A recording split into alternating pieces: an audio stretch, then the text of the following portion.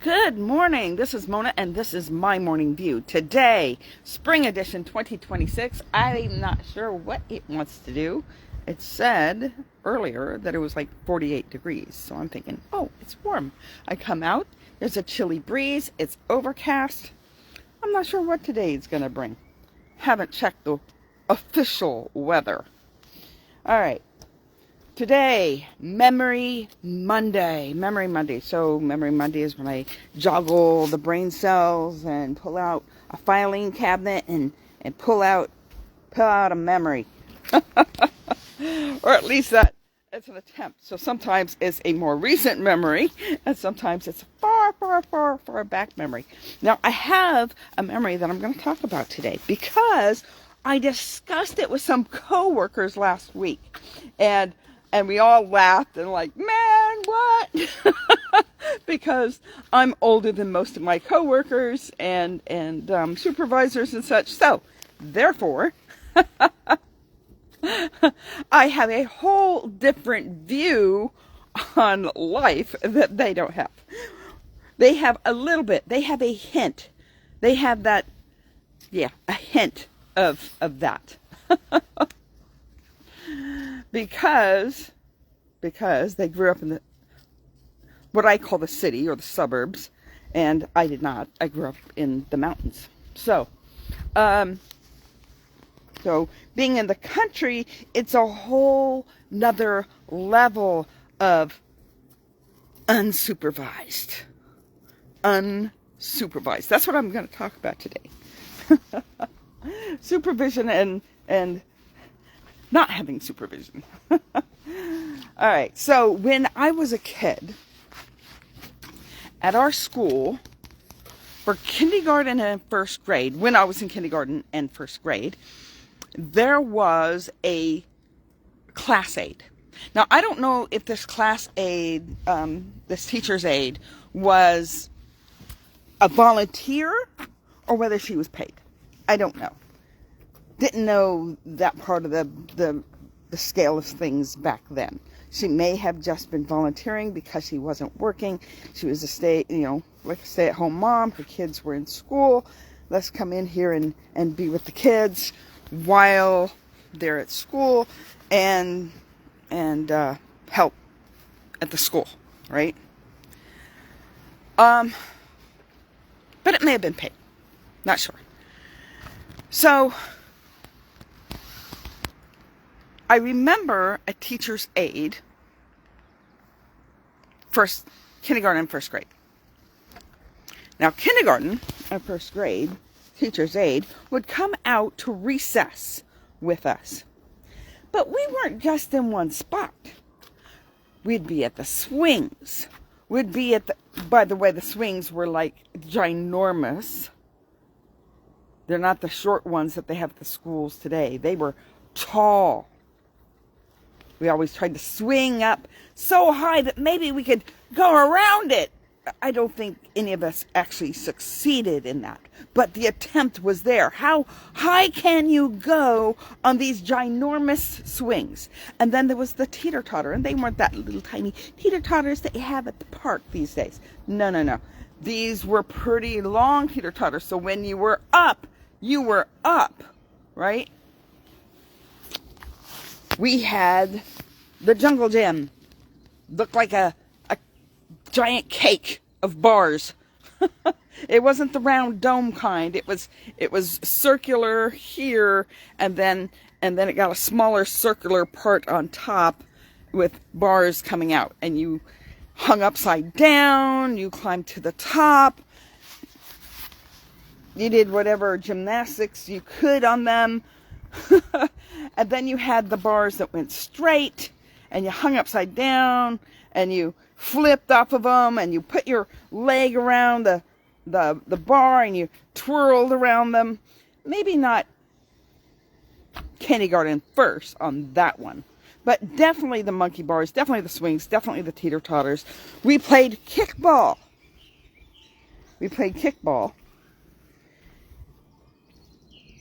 What else did we have there? We played dodgeball with the older kids. Oh, yes, we did. And let me tell you, they showed no mercy. Not at all. And we played dodgeball on the basketball court. Cement.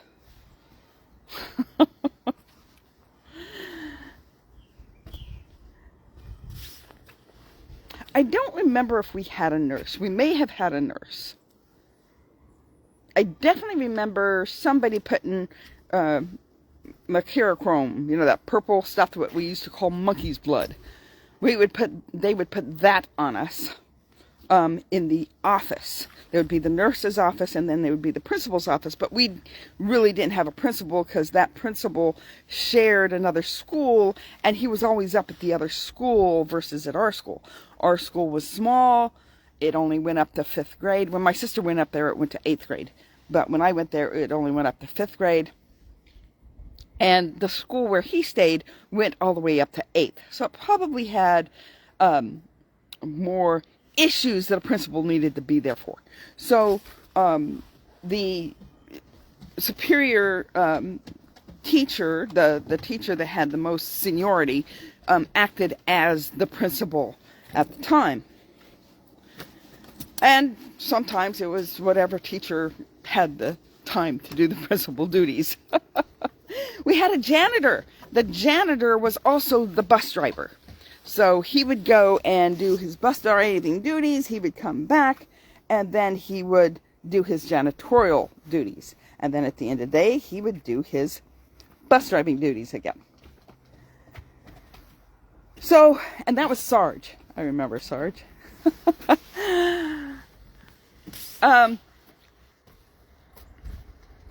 Teacher's aide, Mrs. Boone. Mrs. Boone. So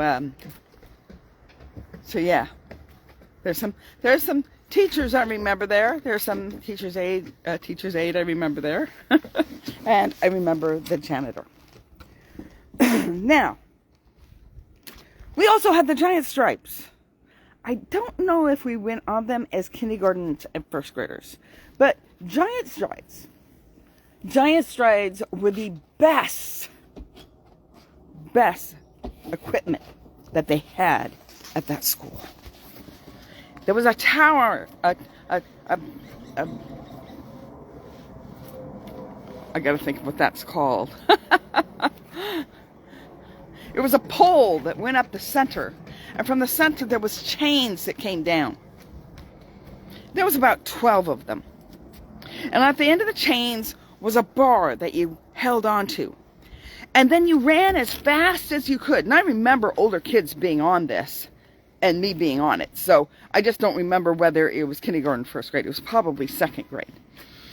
And we went around, up, and the centrifugal force would pull you up into the air. So everybody's flying around in this giant circle. And then the big kids thought it was always cool to just jump off.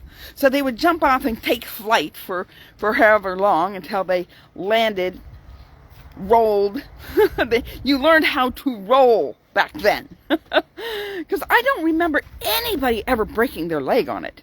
But I do remember getting hit in the back of the head with a flying loose metal bar after they jumped off of it and smacking me in the back of the head a couple of times. Oh, may explain wonders of our generation. All right, so with that was our equipment. Now, we had one teacher's aide that came out during kindergarten and first grade. Why kindergarten and first grade? Because we shared the classroom. It was one classroom that had kindergarten and first grade in it, right? So, it actually had more than that when I was in kindergarten. I think it went up to 2nd grade in that classroom. So it was like kindergarten, 1st and 2nd grade in that classroom, 3rd, 4th, and 5th in the other classroom. Yes, we only had 2 classrooms in the beginning. So then, as things were growing and being built,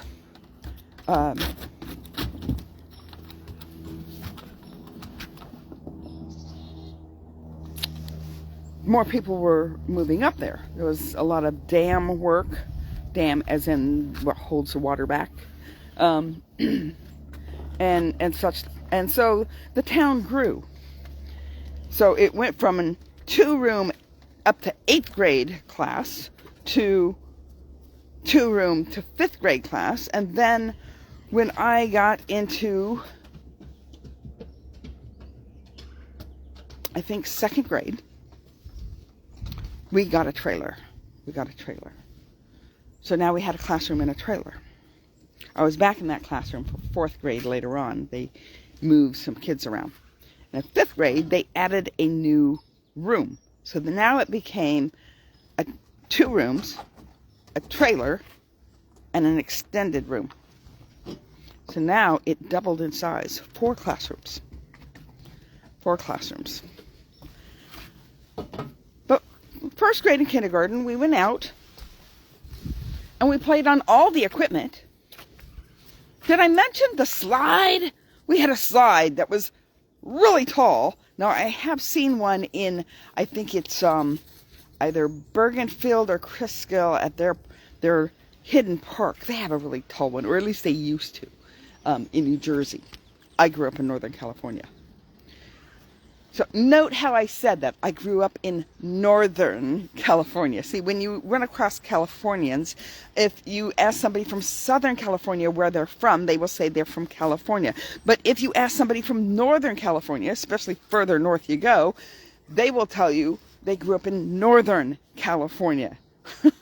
They want that distinction of where they grew up. Because life was very different.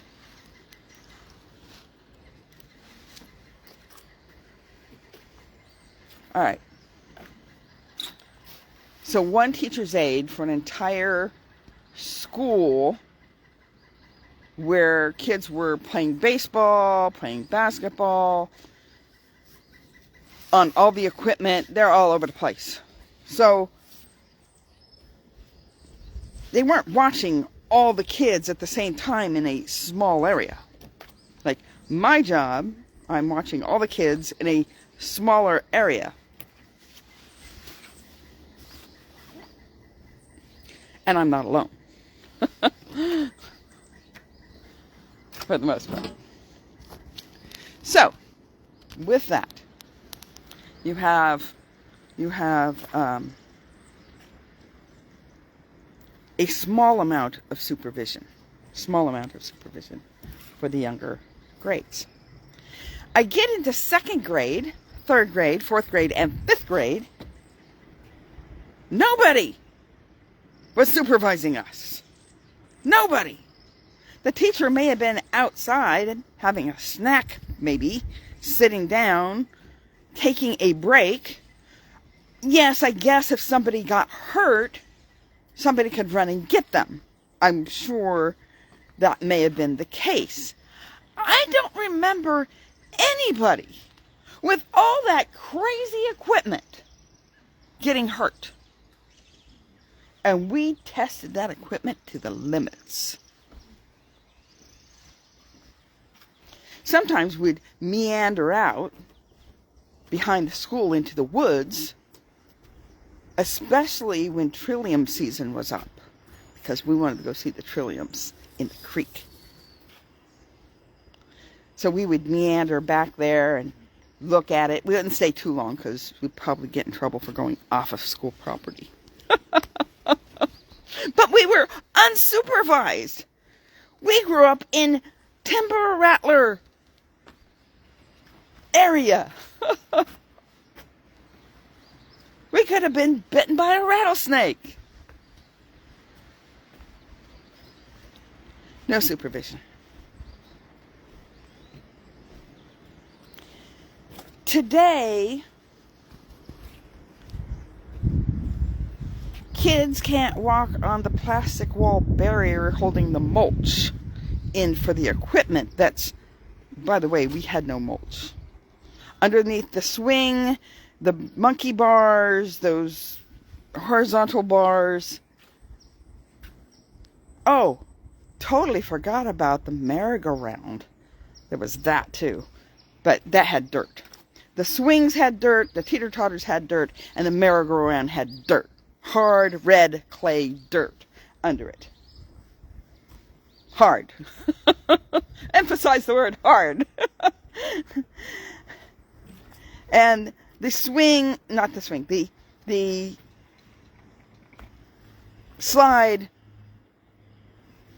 the monkey bars, the horizontal bars, those were over gravel. So if you fell off into the gravel, there was no rubber tires. There was no, by the way, is just not as great as it seems, because, you know, you have tires made out of petroleum, just in case you didn't know.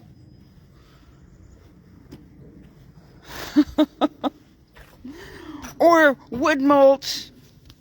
Ours is covered in like a foot of wood mulch. So the little wall goes around a foot in one area. Another area, it was like dug out a little bit so they could put more mulch but not have a tall wall. The wall is probably about 2 inches high. You are not allowed to balance beam on that plastic wall, because you could twist your ankle, you could break your arm. There are multitudes of things you cannot do on the playground with multiple supervision. And when the kids fall, they feel it. They feel it. What happened to the generation between when I was a kid and we were unsupervised, and now you have to supervise children with everything? There were times I walked to school. I decided I didn't want to take the bus, so I walked.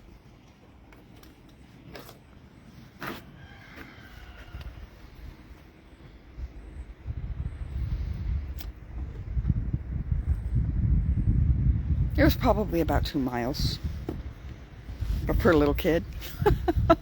And I'm walking it by myself most times because I just feel like walking to school. I'm going to walk home. I'm going to walk home from school. Now, mind you, probably not kindergarten and first grade, but definitely when I went to elementary school. The parents go up to the end of this road right here, and they sit in their cars waiting for the bus, and then their kids get out and line up and get on the bus. Now, I understand that there are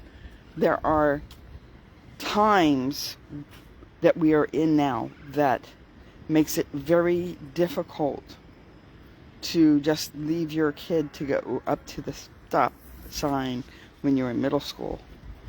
Elementary school. I get that.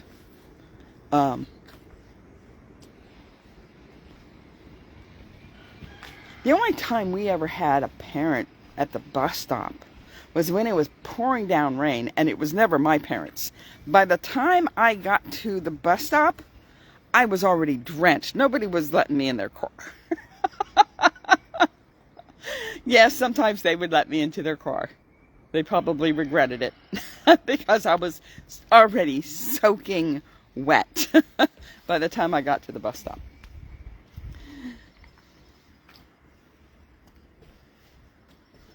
And then, you know, however many kids could fit into the car first, that's how many kids were in the car.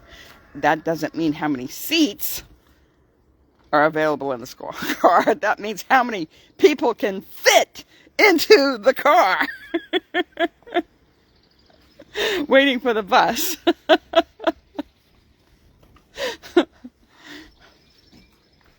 But for the most part, on any given day, when it was not pouring out, raining, we walked. If it snowed, we walked.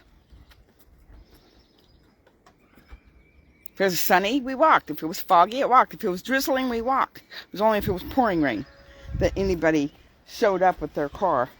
And actually, that was more after I got into high school and more people had moved in, and they had moved in from areas where, you know, you just don't let your child walk in the rain, I guess. That's why I say things about suburbs and city and country are very different. We would walk all over town. I used to sell in middle school. I didn't do it during elementary school, but during middle school, I would sell all occasion cards and birthday cards and get well cards. It was a catalog, and you earned points by how much you sold, and then you could earn prizes. And that's how I got my curling iron. That's how I got my blow dryer. That's how I got, multiple little things that I needed as, I was in middle school and I was going to be going into high school. So I would need to have a few, what do you call those? A few items that for a young teenage girl would be a necessity.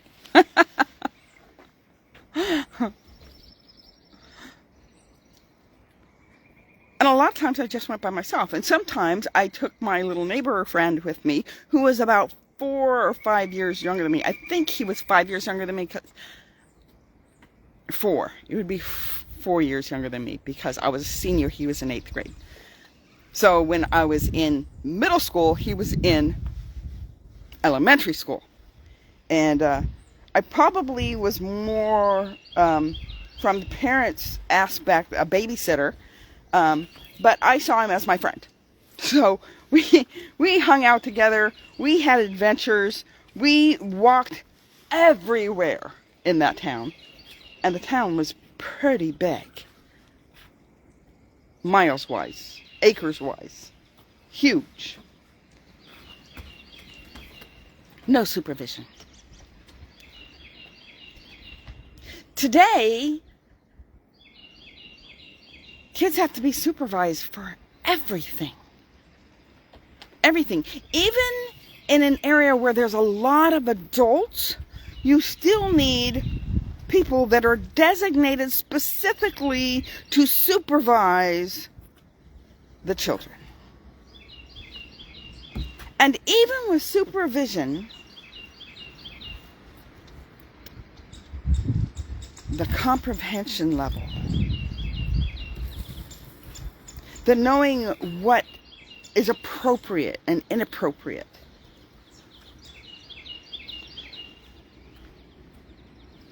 it's different. It's definitely different. I don't know what age you would consider a child capable of being unsupervised.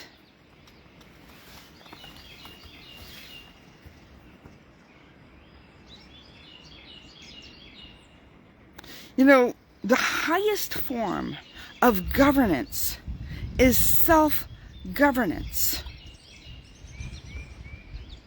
And where are children learning how to self-govern? Now, I'm not advocating that kids get thrown out there on their own. It's not what I'm saying. Personally, I'd be afraid to let these children out on their own. For both their safety, because there's a lot of adults out there that don't know how to self-govern themselves. And for the safety of the neighborhood. Just saying. I live in a pretty good neighborhood. We have some pretty good kids. So, yeah. Our whole block, the whole time we've lived here about 27 years. And all the kids that grow up here, they're all good kids. Good kids in the sense that they kind of can do some self-governance, right? They're not out destroying the neighborhood. They're not out, causing problems. That's what I mean by good kids. That doesn't mean the other kids are bad. It doesn't. But they don't know how to self-govern. They don't comprehend what is safe and what is not safe. They don't comprehend what is a good thing to do and what is not such a wise thing to do. So you need all the supervision these days.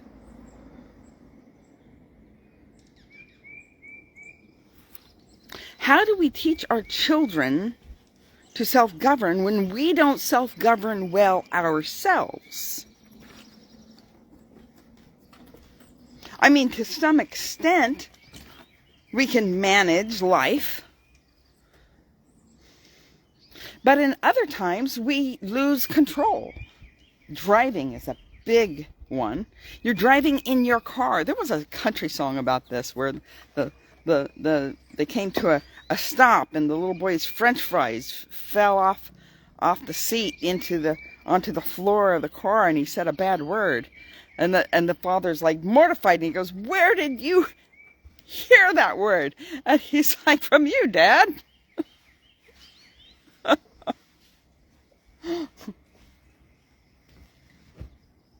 Especially driving in New Jersey.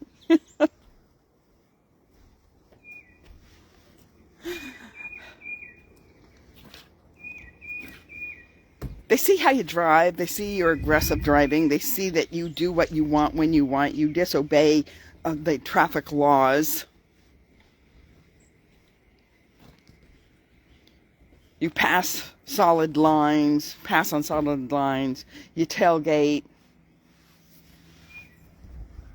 You go first at the stoplight when it wasn't your turn. I could go on and on and on about, cutting people off. Sometimes people cut people off on accident because they didn't realize that the turn was coming up. Now that there's a lot of people with GPS, that really shouldn't be as often as it occurs, but it is. But sometimes you can end up stuck in the middle lanes, and you need to take your exit, and the only way to do it is to cut somebody off, or they're in their blind spot so you don't see them. Accidents do happen. Okay. They see you texting on your phone while you're driving. Yeah, back in the day, accidents were usually caused by either a drunk driver or an animal running into the road. Those were the types of accidents people got into in their vehicles. But now, accidents are caused because you're texting on your phone. You're not paying attention. You're not following the rules. You're of the road. They're there for safety. Your self-governance mechanism is broken. You govern what you want, when you want, how you want.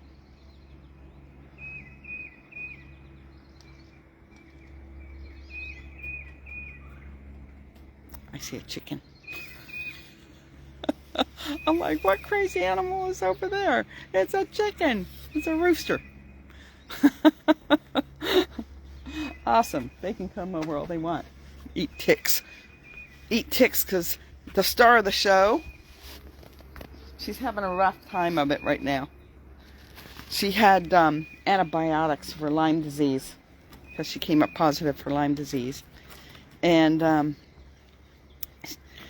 she had the antibiotics, and now she is paying the consequences of those antibiotics because the same kind of symptoms when you take antibiotics occur in dogs just as much as they do in humans. So, the side effects.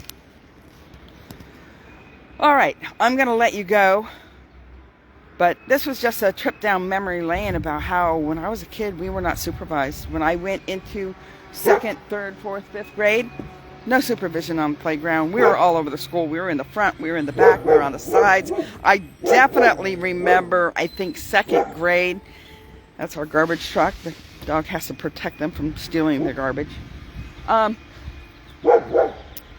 I definitely remember kids. I was not allowed to have Barbies. My dad disapproved of Barbies.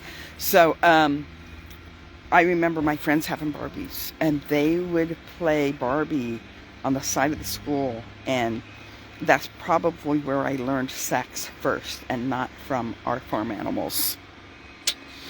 Just saying. All right, so at some point, as children, we did need supervision, and didn't have it. So, with that said, make sure you go over to YouTube, Mona E. Harrison. White hair, beautiful face, you'll know you're in the right spot. Hit subscribe. So it's different than my Facebook profile, Mona E. Harrison. Go over there and follow, hit all the bells and whistles, get the notifications. And both here on Facebook and on YouTube, like, share, comment on anything that you find valuable. What other housekeeping things do I need to talk about? When you go over there, this video won't be up until tonight or tomorrow, but when you go over there, you can watch a whole year's worth of content on fast speed. And they're titled, so you can look at the titles. The short ones, they're not titled, but the longer ones, those are titled. So make sure you go over there, Mona E. Harrison, YouTube, subscribe, like, share, and comment. All right. Blessings, everybody. Thank you, Joey, for watching. And I will catch you all tomorrow for Tips Tuesday. All right. Blessings. Bye.